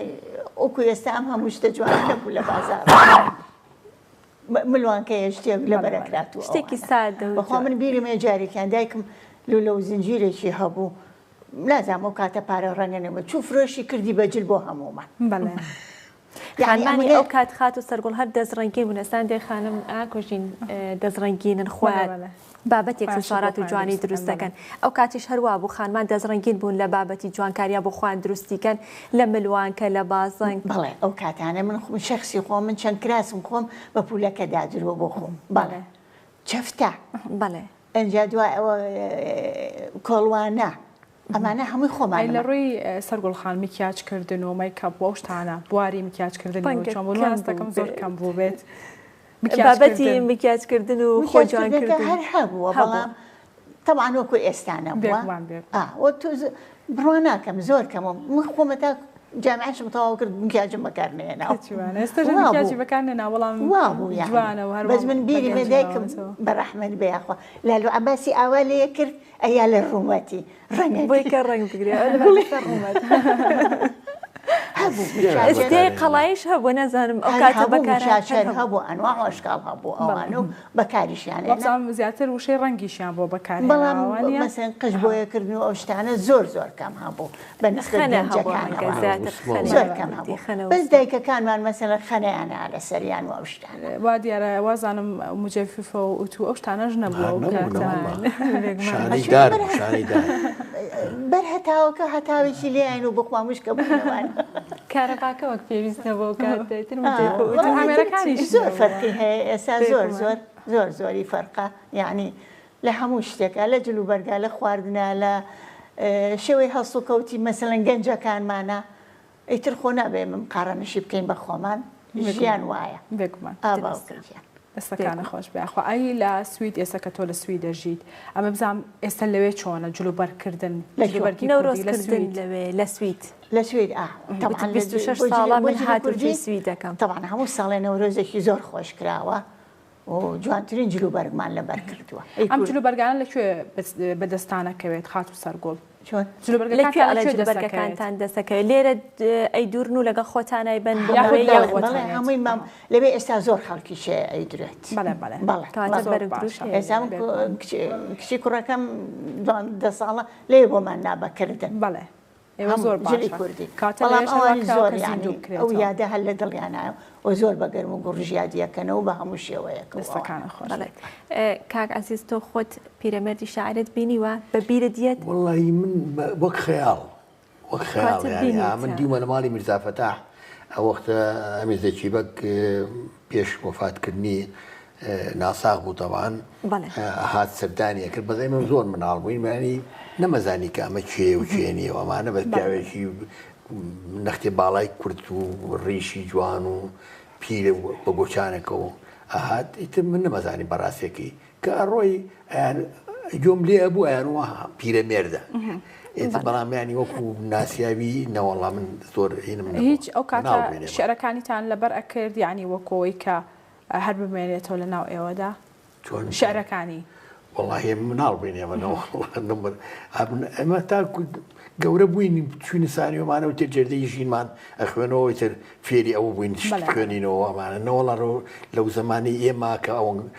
ئەو پیرەمێرد لە ساڵی 1950 ئەمری خوای کردەوە ئەی دانیشتەکان چی هیچ شعر و شتیتیانە ئەخوێنرایەوە والله بێ لە ناو خۆیانە ناو پیاوە پیرەکانەوە ئێمە مناڵ بووین نەوەڵا نازانم هیچ معلوماتێک نیە بەڵام تەمە لە دانیشتی خۆیانە بەرەوەڵا ئەو تاوان ئەو زیاتر لەگەڵ ئافریقا لەگەڵ برای مەحموو و ئەمانە لەگەڵ پیاوە سیاسیەکانە دایمە پەیوەندی بە قوتی هەبووە تامان دیارە شعریشی خوێنێتەوە و شەڕە شعریشیان کردووە و باباسێکیش لە بەشداریکردنتان لە ڕێکخراوی خانەوادە دێرینەکان بکەین ئەمە بزانم چۆن کۆنتاکتان هەبووە بەیەکەوە ئێوە کاک عزیز تۆ چۆن بەشداریت کردوە خۆ دەزانی سلەیمانی وەختی خۆی زۆر بچکۆلە بووە و تقریبی 1500 عائلەی تیا بووە ئەمانە هەر هەمویان تقریبا خزمی یەکن ئێستا عائلە کۆنەکانی سلەیمانی ئەو مەجموعەیە هەر هەمویان بواسی ژن و ژنخوازی و هەر هەمویان خزمن یعنی کەسی تیانێ بێگانە بێ ئێستا بەسا من لەگەڵ سەگوڵخانە هەم خزمیشین و هەم دراوسی قەیمیشین بەرامبەر یەک لەگەڵ کاکە ئاماج بواسی ژن ژنخواز و هەر تێکەڵ یعنی ئەمە هەموو خەڵک یەک ناسیوە اینجا کە فکرەی خانەوادە دیێرینەکانیش تەمان کاکە ئامانج دەورێکی باڵای هەبووتیایە لە زیندووکردنەوەی ئەم خانوادانە و یەک قسمیان لە ڕێکخراوێکە و بۆی ئاگاداری یەکتی بین و لە بۆنەکانە یەکتی بەسەر بکەینەوە لە خوانەخواسە لە ناخۆشی و خۆشیە بەڕێکخراو زۆر گرنگە پەیوەندێکی کۆمەڵاتی زۆر بە قوتمان هەیە بێ ئەوەی جیاوازی سیاسی هەبێت لە ناوبانە یعنی ئێمە مشکلەک هینەمکەمان ئەوەیە باشەکەی ئەوەیە ئەم ڕێکخراوی ئێمە کۆمەڵایەتیە و پەیوەندی بە خەڵکی ڕەسەنی کۆنەوەیە یعنی طبعا معلوماتی زیاتر لای کاکەمان ئەم خانەوادانەش زیاتر لەو ماڵانە کۆبۆتەوە کە وەختی خۆی نفوسیان لە سجلی یەک هەتا 100 ئەوانی کە ناویان لەو سیجلانایە ئەوانە باعتیبارە کرێ بە خانەوادە دێرینەکانە چەنگە ممکنە بعضێکیان ئەوەش نەبێ 70 ساڵ بێت لە سلێمانیان بەڵام حساب کراوە بە خانەوە دیێرەکە بێگومانی خانەوادەی ڕەسەنی وەکو ئێوە گرنگە لە ناو ئەم ڕێکخراوانەدا و ئێوەش بوونەتە هۆکارەوەی کە کلتور و مێژووی کوردی هەمیشە ئێمە یەکتری ببینیم من لێرەوە بانگەوازێ بۆ هەموو خانەوادەکانی سلێمانی یەکەم کە زیاتر تێکەڵ بن بە یەکتری مناڵەکانیان تێکەڵکەن بە یەکتریە ئێستا مناڵی من مەسەلا مناڵی کاگاماج ناناسێ کاگاماج مناڵی سەرکوڵخان ناناسێ ئەوە دابرانێکی خراپە ئێمە ینی محاولە بکەین ئێمە هەر هەمومان لە کوبوونەوەی خێزانیا لە یەکە مناڵەکانمان بە یەکتری بناسیێنین بۆی ئەو پەیوەندێ تونند و تۆڵی زمانی ئێمە هەر بمێنێ بۆ دەستەوەکانی دوای دەست خۆش کاکەزیاب بچینە لای کاکامانج هەرچەند کاگەزیز کەمێک باسی لە ڕێکخراوەکە جا پێمان خۆشە بەڕێز دوورتر باز لە ڕێکخراوەکە بکەی ئامانج و پەیامی ڕێکخراوەکە لە دامەزرانەکەی چێ چەند ئەنجام لە خۆگرێت بۆ ئێستا و مێژووی دروستبوونەکەی گەڕێتەوە بۆکەی ئەم ڕێکخراوە 8 ساڵ پێشسا من پیجەکەیم دانا پیجەکەشیم بۆچی دانا سێرم کرد مێژووی شاری سلێمانی بەرەو فەوتانە چێت چەند پێچیش تریژ هەیە بەڵام چۆن ئەڵێ لە ئاستی ئەو ساکردنوانێ خۆی ئەم جۆرە ئیشانە ئێستا لە وڵاتی شوکو بەریتانیا زانکۆکان ئەیکەن حکوومەت وەزارەتی ڕۆشنبیری ئەیکە هەرچەند ئەم ئیشە کارێکی زۆر وردە بەڵام لە هەموو دنیاە وەزارەتی ڕۆشنبیری لێ پرسە لە سەر مێژووی شارێک لەسەر مێژووی نەتەوەکەی خۆی بەڵام لێرە گرنگی بە و تو چەمکە نەیرا لە خۆم هەمیشە کتێبە مێژوویەکانی سلێمانی ئەخێڵەوە لەیشە لە بەرگەکانە کە خزمی اجتماعی ڕەفیع حیلمی لێش لە بەرگەکانە سێرەکەم کۆمەڵەیەشیان دروست کردووە کۆمەڵەکە لە ساڵی 1920 بوو ئەم کۆمەڵی بۆ دروست بۆ کاتێک کە شێمەحموو لەگە ئینگلیزەکانە تێگەچێم نەفی ئەەکەن فەراغێکی کۆمەڵایەتی و سیاسی لە شاری سلێمانیان دروستە بێت لەبەر ئەوە خەڵکی سلێمانی کە لەو کاتە شای یاموڵچی لە ئەسەمبوڵ ئەگرێتەوە کە یاموڵچی کەسێکی و کاریزمایەکی زۆر بێ هاوتای هەیە بۆ لە شاری سلێمانیە عەزیزاغا لەوانێ بزانێ یاموڵچی چۆن بۆ لە ماڵی عەزمی بەشی بابان کۆ بنەوە کۆمەڵەی کوردستان دروستەکەن لەگەڵیشە ڕۆژنامەیەک دروستەکەن کە لە ناو ڕۆژنامە نووسەکانەوە ڕۆژنامەیە زۆر گرنگە بانجی کوردستانە بێت کە دواتر ئەم ڕۆژنامەیە ئەبێ بە زمان حاڵی حکوومەتەکەی مەلیک مەحموودیش لەبەرەوە ئەم ڕێکخراوە بیرم لێ کردەوە قسەم لەگەڵ کەسانی شارەزایە کرد کە لە وڵاتانی تر ئەژی لە بەریتانیا لە سوید وتیان هەمان ڕێکخلاو لە وڵاتەکانی ئێرەشا هەیە کە لێشیان ئەپرسین ئەڵێ لە ئێستاە زۆر مەسەلەن خانەوادە هەیە کە پرسراوە لە شارەکەی خۆیان لە ڕێ ڕێکخراویشی وایە مێژۆکە چۆنڵی کۆنێکشنە بێتەوە جوانیشم بینی لاپەیجەکەتانە ئێوە ئەپێکتان دروست کردووە کە پیرەمێرد لەگەڵ چەندین کەسانی سلێمانی جەژنە پیرۆزەی نەورۆز لە خەڵکی دەکەن هەر بە شێوەیە کە خۆیان قسەکەن بەڵێ جێکی پرسیار بووانە ئەو ئەپا ڕێکخراوی کە لە پول و کولتورەکەی دکتۆر ڕۆژین سەرخاڵەتی ئەوان کەسانێکی زۆر شارەزان ستافێکن کە من خۆشم زۆر واجیبیم نۆ کەسایەتی قساکەن لەوانە حەبسەخانی نەقی بە ئەولەسی سات پیرەمێدا تازەترین ئەپا کە ینی تازەترین سیستمی تەکنۆلۆژیای دیجیتاڵیە کە لەو ئیشا بەکارهاتەوە بیفعالیەتێکە لەو ئەپانە دکتۆر ڕۆژین بە تەماشا دوای ئەمە کۆمەڵی ئەپیتر لەسەر کەسایەتی بەدەنگی خۆیان بەدەنگی خۆیان زۆر باش بەڵام مێژۆکی خۆیانە وێزگە مێژەکە باسی خۆیانەکە شتێکی زۆر تازەیە اینجا مەبەستی دکتۆر ڕۆژینش لەوایە چییە؟ مەبەستی ئەوەیە ئێستا باسی لایەنی کۆمەڵایەتیمان کرد لەگەڵ تەکنۆلۆژیای ئێستا گەنجەکانی ئێستا مەسەلەن ئەم مێژووە گرنگ نییە بەلایەنەوە لەبەرە دکتۆر ڕۆژین وای بیر کردووە کە ئەم مۆژەیە ئەم مێژووە لەگەڵ تەکنۆلۆژیای ئێستا ئەم گەنجانی ئێستا بەکاری بفێریش ئاماژەکەی پێکاوە خاتی سەرگۆڵڵای بە لە کۆتاییە ئەمیش پێی بڵێن کە چۆن بەشداری کردو لەو ڕێکخراوە چۆن بەشداری کردبوو لەو ڕێکخراوە خات و سەرگۆڵ ماوەی چەندێکە پەیوەندیت بە ڕێکخراوەکەەوە هەیە ڕێکخراوەکەەوە بۆ 3 ساڵە چێ بەڵێ کار و چالاکی ئێوە چی بووە بەڵێ کار و چالاکیەکان بەڵێ وڵا چالاکیەکانمان ئەوەیە بەشدارە بین لە هەندێک کۆڕ و کۆبوونەوە و چونکە خۆی بۆ چییە ئەم ڕێکخراوە بۆ پێشخستنی ینی کللتور و لەگەڵ مێژووی گەلەکەمانە یعنی پێشخستنی و دۆزینەوەی و بژانەوەی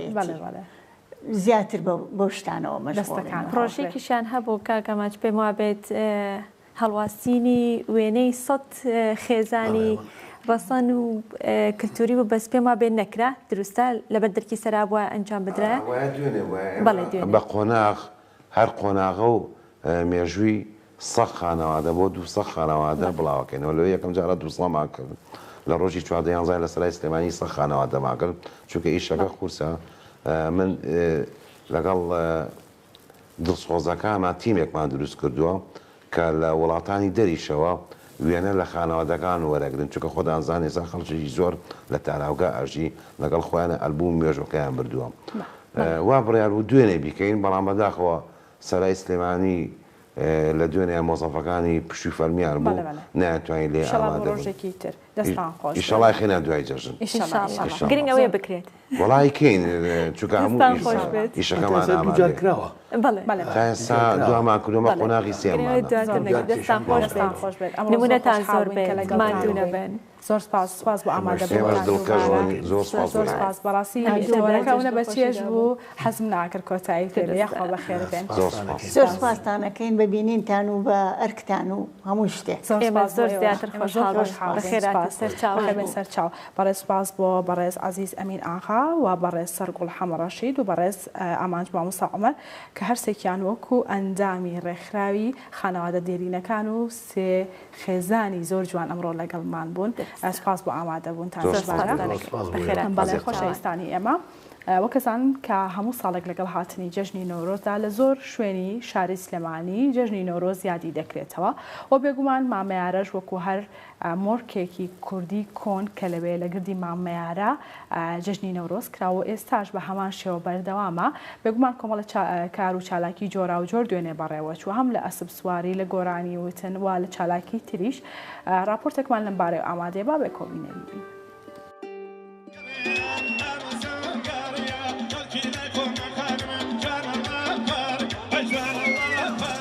فیستیڤاڵی نەورۆز لە گردی مامەیارە و لە پاڵ گوڵکۆی پیرەمێردی شاعیر بڵێسەی ئاگری نەورۆزی ساڵی 2723 کوردی کرایەوە و هەمووان وەک ساڵەکانی کۆنی سلێمانی مامەیارەیان پڕ کرد لە یادگارە شیرینەکانی شاری شاران. ئێمەش لێرەوە پیرۆزبایی خۆمان لەسەر جەمگەلی کوردستانەکەین لە هەموو کوردێکی نەتەوەی کورد بە تایبەتی لە هەموو سەرجەمی کورد چاپاچەی کوردستان جەژنی نەورۆز جەژنی کووردە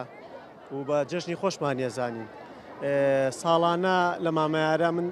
خودی خۆم چەند ساڵێکە ئاوایان بۆم شوێنە خەڵک بەجلی ئاڵوواڵاوە بە خۆشی دەربڕینەوە هیوای خۆشگوزەرانی بۆ میلەتەکان نەخوازن کاتێکی خۆش بەسەرە بن نەریتێکی جوانە هیوادارین هەر بەردەوام بێت ڕۆژێکی زۆر خۆش بوو بەخوا ڕۆژێکی خۆش بوو زۆر سپاسیم نەورۆزە شەکەم باشە هەڵبڕی بەڵێ لەگەشیان وەرە لەگەڵ ئەو ڕەفیقەمە هاتووم ئاگری نەورۆز بە شاپلیتە ناکرێتەوە ببێ بە خۆڵە مێژ بەدا بمرکێتەوە ئەبێ ئاگری نەورۆز بە خوێن بکرێتەوە دیزلە و فڕاتی کەیتە سەر نەکوژێتەوە. بۆ نەورۆزی ئەم ساڵ هەموو شەقام و شوێنە دیارەکانی سلێمانی جمەیان دەهات لە خانەخوێ و میوانەکانی بۆ پێشوازیکردن لە ساڵی نوێی کوردی و بەسەربردنی کاتێکی خۆش و تەواو جیاواز. نەورۆز لە هەموو کورد و کوردستان و هەموو گەلی کوردێک پیرۆزەکەم ڕۆژێکی زۆر خۆشە بەڕاستی خۆشی خۆمان دەرەبڕی ناتوینێتە ئێرە ئاگری نەورۆز کراوەتەوە بارانیش لێ یاین هەر خۆش بوو ئێتر ماوەی 4 ڕۆژە خەریکی ئەو بۆنە و ناسی بوو ئەم شتانەی زۆر خۆشە بە تایبەتی ئێرە. وەڵا من بۆ ئەوڵی جار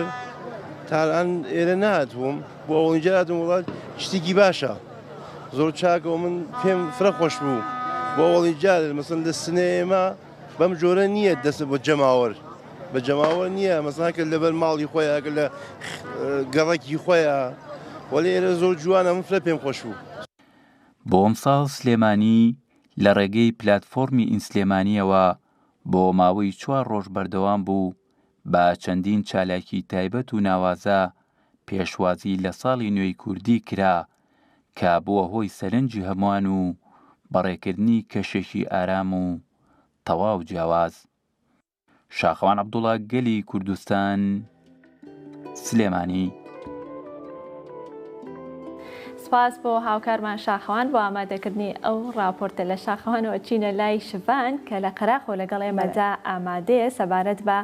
سەردانکردنی هاوڵاتیان و گەشتیاران بۆ ئەو ناوچەیە سەرباری ئەوەی کە کەشوهەوا ناجێگیر و باران دەبارێت. شڤان سڵاو لێ بێت، بەیانیت باش، جەژنی نەورۆزت لێ پیرۆز بێ. پێمان بڵێ و زانیاریەکانمان بۆ بگوازەوە چ دەربارەی کەشوهەوا لە ناوچەی قەراق چۆنەوە،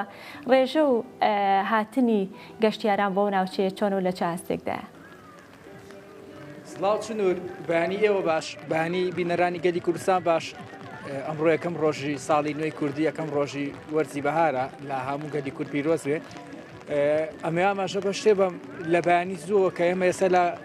گوندی تیماری لە ناوچی قەرداخ کە ئێرە شوێنێکی گەشتیاریە لە ڕۆژانی ئاساییدا بەدەر لە نەورۆزە هەینی پێشوش باڵێن یاخود لە کاتەکانی تر کە ئاسمان ساماڵ و دوور لە باران و سەرمابێ ئێرەش ناو شوێنێکی گەشتیاریە. دەمێ ئەم دیمەنە بینن ئێرە ناوچەیەکی پانتایی فراوانی هەیە بۆ گەشتیاری، بۆیە لە ساڵانی ڕابردووشدا لەم شوێنە خەڵکێکی زۆر لێرە. یعنی ئەگەر ئەمڕۆ باران نەبووە، ئەگەر ئەو باران و سەرمای ئەمڕۆ نەبووە لێرە بە ئاستەم دەتوانی هاتوچۆ بکەی. بەڵام بەهۆی ئەوەی کە لە دوێنێ ئێوارەوە شەپۆلێکی باران و سەرما سنووری سلێمانی گرتوتەوە بە قەزا و ناحەکانیشەوە، بۆیە لەم ناوچەیە خەڵکیێکی کەم بەدیەکرێ. بەڵام لەگەڵ ئەوەشدا بەشێکی کەم لە هاوڵاتیان هاتوون لێرە ماونەتەوە. ئەوەی کە لێرەیە خێمە و چادر و ئەو شتانەیە ناوە بۆی کە تەڕ نەبێ، بەشێکیش لەم بەربارانە وەستاون تر نازانم بۆچی هەڵەپەڕن لە بەرم بارانە، دیارە نێتۆزێ گەرمیان بێتەوە. من پێشتر هەوڵما کە پرسیان پێ بکەم بۆی بتوان قسەمان بۆ بکەن، بەڵام ئەوان وتیان ناتوانانی قسە بکەین و ئێستاش ئەو بەشێکی زۆر کەم خێزان لە ناوچەیە هەیە و بەشێکیش لە خەڵکەکە لەبەر بەشێکی لە خەڵکەکە لەبەر باران و سەرما چوونەتە ناو مزگەوتەکە. ئێستا ئەو دیمەنی دەیبینن بەشێک لەو خەڵکەن چوونەتە ناو مزگەوتەی گوندی تیمار بۆی تەڕ نەبن و لە بارانەکە. بەڵام دیارە بارانەکە تا بێ زیاکە، بارانەکە تا بێ زیاکە و خەڵکەکەش لەوانەیە بێ هیوا بن کەمێکتر بڕۆنەوە، چونکە چەند کەسێکی تر لێرە بوونەوانیش ماڵ و بناڵیان پێچاوە، بارگە بنیان پێچاوە لەگە ماڵ مناڵ و خاو خێزانان ڕۆشنەوە. بەڵێ چنوور بارانی ئەم ساڵ 21 سێی کرد بە ڕۆژێکی چۆڵ لە چاو ساڵی ڕابردووە، بەهۆی ئەوەی کە ئەو باران و لێزمەیە لە ناوچە گەشتیارەکانە وای کرد کە خەڵک نەتوانێت وەک ساڵی ڕابردوو بێتە ئێرە و خۆشی خۆی دەربڕێ. بە هیوای ئەوەی خەڵک هەر لە خۆشییا بێ، هەر لە چەش نابێ، ڕۆژێکی خۆش بۆ ئێوە بۆ خەڵکیش. سپاس بۆ هاوکارمان شڤان کە لە ناوچەی قەراخۆ لەگەڵ ئێمەدا ئامادە بووی بۆ گواستنەوەی تەواوی زانیاریەکان لەسەر هاتنی گەشتیاران و سەردانکەران بۆ ناوچەی قەراخ و سەبارەت بە کەشوهەواش زانیاریەکانت بۆ ئێمە گواستەوە. زۆر سپاس، هەمیشە لە جەژندا بیت. بەڵێ ئەزانم تەواوی بڕگە بابەتەکانی ئەوڕۆمان پێشکەشکردن بۆ هیوانجی سوود و ڕەزامەندیتان بوو بێت سەبارە و هەزار بارە جەژنی نەورۆزتان لێ پیرۆز دەکەین بۆ هیوایین کە هەر لە جەژن و خۆشی دابن، هەمیشە لە جەژن دابن. خواتان بەڵێ ئەزانم ئەشمانێت پێش ئەوەی کە پرۆگرامەکەمان کۆتایی پێبێنین بۆ پێی کە من و چنوور ئەمڕۆ جلی کوردیمان لە بەرای با بەسێ پرۆگرامەکە کۆتایی پێبێنین.